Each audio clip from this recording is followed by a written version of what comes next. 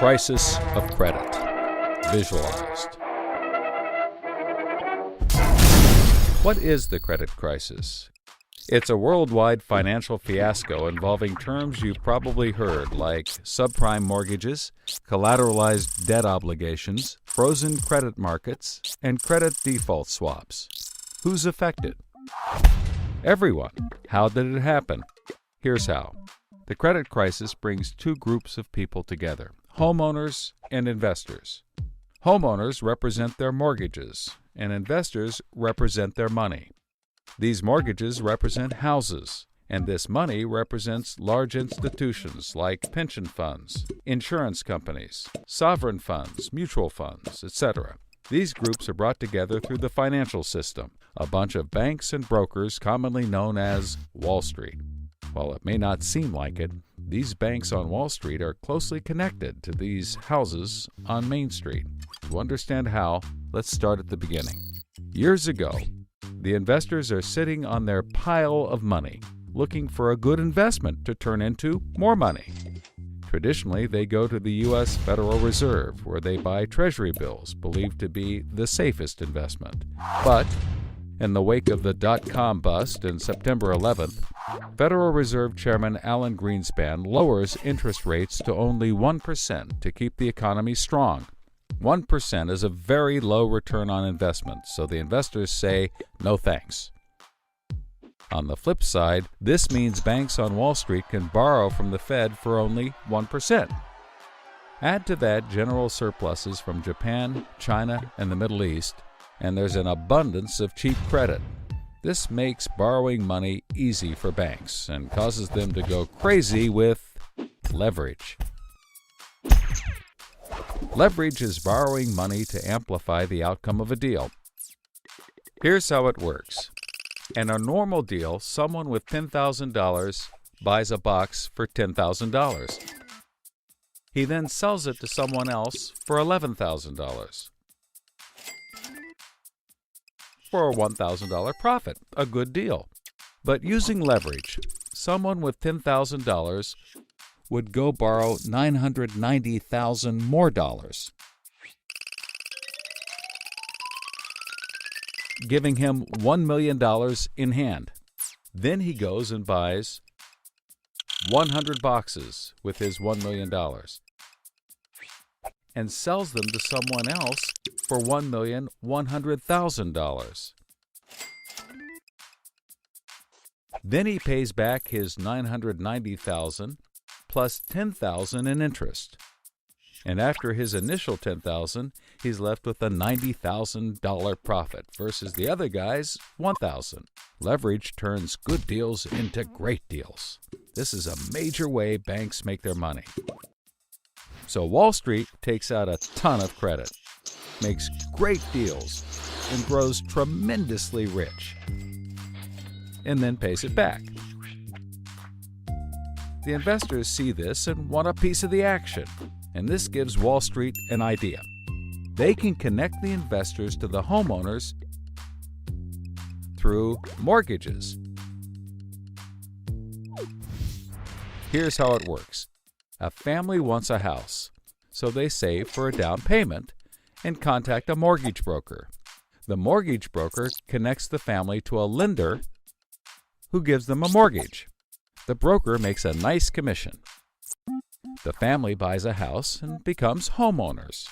This is great for them because housing prices have been rising practically forever. Everything works out nicely. One day, the lender gets a call from an investment banker who wants to buy the mortgage. The lender sells it to him for a very nice fee.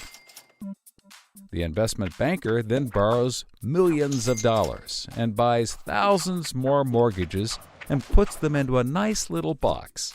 This means that every month he gets the payments from the homeowners of all the mortgages in the box. Then he sicks his banker wizards on it to work their financial magic, which is basically cutting it into 3 slices: safe, okay, and risky. They pack the slices back up in the box and call it a collateralized debt obligation, or CDO. A CDO works like 3 cascading trays. as money comes in, the top tray fills first, then spills over into the middle, and whatever is left into the bottom. The money comes from homeowners paying off their mortgages. If some owners don't pay and default on their mortgage, less money comes in and the bottom tray may not get filled. This makes the bottom tray riskier and the top tray safer. To compensate for the higher risk, the bottom tray receives a higher rate of return, while the top receives a lower, but still nice return. To make the top even safer, banks will insure it for a small fee called a credit default swap. The banks do all of this work so that credit rating agencies will stamp the top slice as a safe, AAA rated investment, the highest, safest rating there is. The OK slice is BBB, still pretty good, and they don't bother to rate the risky slice. Because of the AAA rating, the investment banker can sell the safe slice to the investors who only want safe investments. He sells the OK slice to other bankers, and the risky slices to hedge funds and other risk takers. The investment banker makes millions. He then repays his loans. Finally, the investors have found a good investment for their money, much better than the 1% Treasury bills. They're so pleased they want more CDO slices. So the investment banker calls up the lender, wanting more mortgages. The lender calls up the broker for more homeowners, but the broker can't find anyone. Everyone that qualifies for a mortgage already has one, but they have an idea.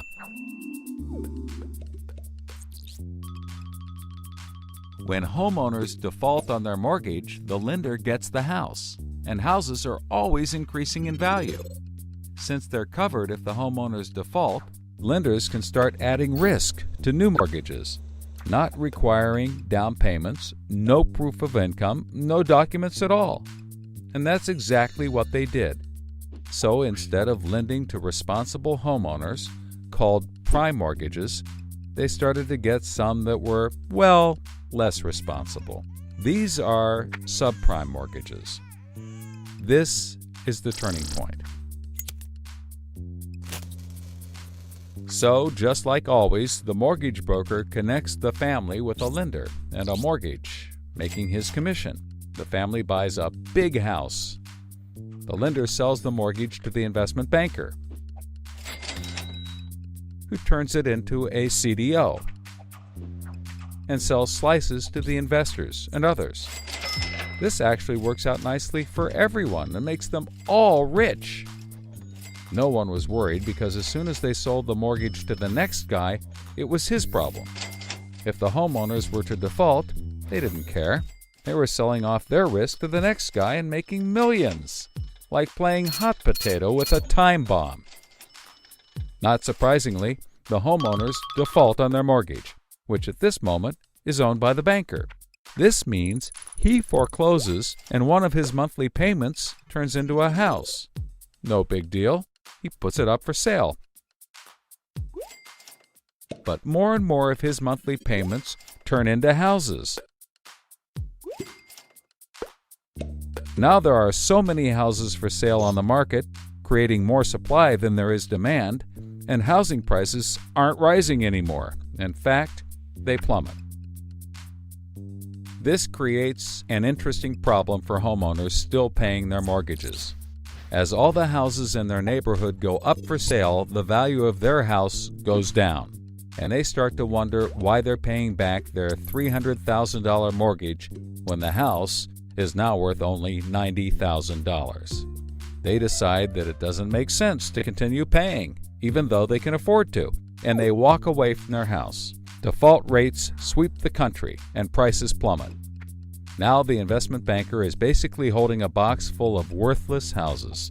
He calls up his buddy, the investor, to sell his CDO, but the investor isn't stupid and says, no thanks. He knows that the stream of money isn't even a dribble anymore. The banker tries to sell to everyone, but nobody wants to buy his bomb. He's freaking out because he borrowed millions, sometimes billions of dollars to buy this bomb, and he can't pay it back. Whatever he tries, he can't get rid of it. But he's not the only one. The investors have already bought thousands of these bombs. The lender calls up trying to sell his mortgage, but the banker won't buy it, and the broker is out of work. The whole financial system is frozen, and things get dark.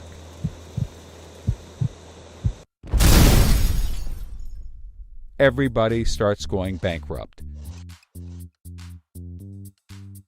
But that's not all. The investor calls up the homeowner and tells him that his investments are worthless. And you can begin to see how the crisis flows in a cycle. Welcome to the crisis of credit.